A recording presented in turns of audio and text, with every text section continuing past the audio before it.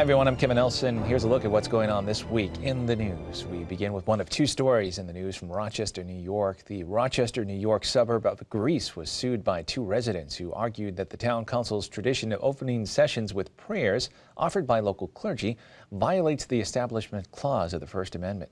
Now the Supreme Court is questioning whether the situation is adequately covered by previous rulings. Although the town allows the prayer to be offered in any faith tradition and has made some effort to include many faiths, a court of appeals ruled that the practice is unconstitutional because it found that the majority of the prayers were specifically Christian and that before the lawsuit was filed, there was little effort to broaden the type of prayers offered.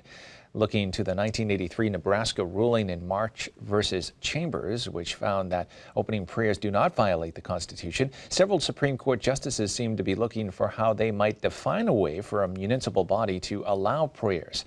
The court is expected to issue a ruling on the case before it adjourns in late June. In news now from the Vatican, during his weekly general audience, Pope Francis had a special request of the large audience gathered in St. Peter's Square. Rome Reports has the details. Those attending Wednesday's general audience didn't expect the Pope to ask them a favor. But with about 50,000 people out in the square, that's exactly what he did. E adesso mi permetto di chiedervi un atto di carità. Ma state tranquilli che non si farà la raccolta, no. The Pope explained that before the audience, he met with a 1-year-old girl named Noemi, who is extremely ill. Reflecting on Christians' unity with the communion of saints, he asked everyone to pray for the little girl. Noi non la conosciamo, ma è una bambina battezzata, è una di noi, è una cristiana. Facciamo un atto di amore per lei. E in silenzio primo chiediamo al Signore l'aiuti in questo momento e gli dia la salute. In silenzio un attimo e poi pregheremo l'Ave Maria.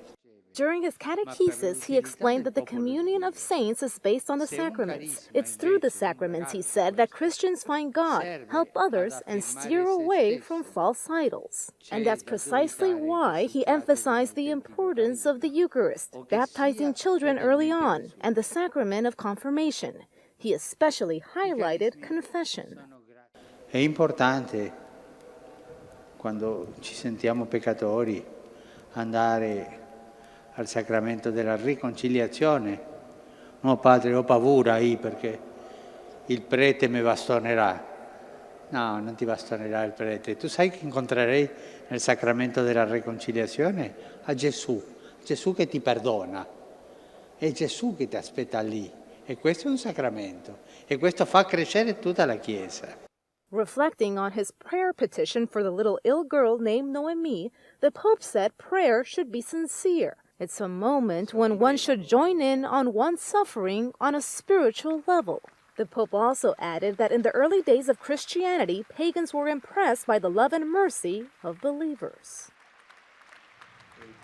Looking now at news from around the country, in anticipation of a parish tour by one of the visionaries of the alleged Marian apparitions in Medjugorje, Bosnia-Herzegovina, Archbishop Carlo Maria Vignano, the Vatican ambassador to the U.S., is reminding U.S. Catholics that the Vatican has not recognized the apparitions as authentic. Acting under the request of Archbishop Gerhard Mueller, prefect of the Vatican's Congregation for the Doctrine of the Faith, Archbishop Vignano sent the reminder to Monsignor Ronnie Jenkins, General Secretary of the USCCB. The Vatican Congregation has said it's not yet possible to state that there were apparitions or supernatural revelations by visionaries in Medjugorje. The visionary, Ivan Dragojevic, is scheduled to make presentations in U.S. parishes about Medjugorje, where 6 village children said they first saw Mary in 1981. Archbishop Vignano's letter said that Dragojevic may be receiving apparitions during his parish visits. Most of the Medjugorje seers have said the apparitions have continued every day for years. 3 say they still have visions each day, while the other 3 see Mary only once a year now. A Vatican commission under the auspices of the Doctrinal Congregation is studying the events at Medjugorje. More news now from around the country. The Archdiocese of Boston has a way of preparing couples for marriage. Rome Reports looks at Transformed in Love and spoke with couples that have benefited from the program. With wedding bells come big white gowns, tuxedos, and usually a big celebration. But as any golden couple will attest to, marriage is a journey filled with highs and lows. And that's why marriage preparation programs are key. They learn more about their faith and they find themselves deepened. And so, precisely to prepare engaged couples for marriage in the church, the Archdiocese of Boston launched a unique program titled Transformed in Love. It prepares couples for marriage through faith, the sacraments, practical skills, and testimonies. Talk about what's going to happen after the wedding and really start to put together the building blocks of what our married life together is going to be like. Even though the program was developed in Boston, it's being used by couples all over the U.S. Before launching the program, it was tested for years to make sure it was the right fit. All the excitement and challenges that arise from having children, from not having children, all the way to living what God is calling them to live as a married couple in the church and in the world at large. So. It took 6 years to make the program a reality. Part of that process started back in 2006 when Boston's Archbishop Cardinal Sean O'Malley established a committee on marriage, asking it to list recommendations on how the vocation of marriage could be strengthened. And finally in the news, Pope Francis has named Bishop Salvatore Matano of Burlington, Vermont to head the Diocese of Rochester, New York.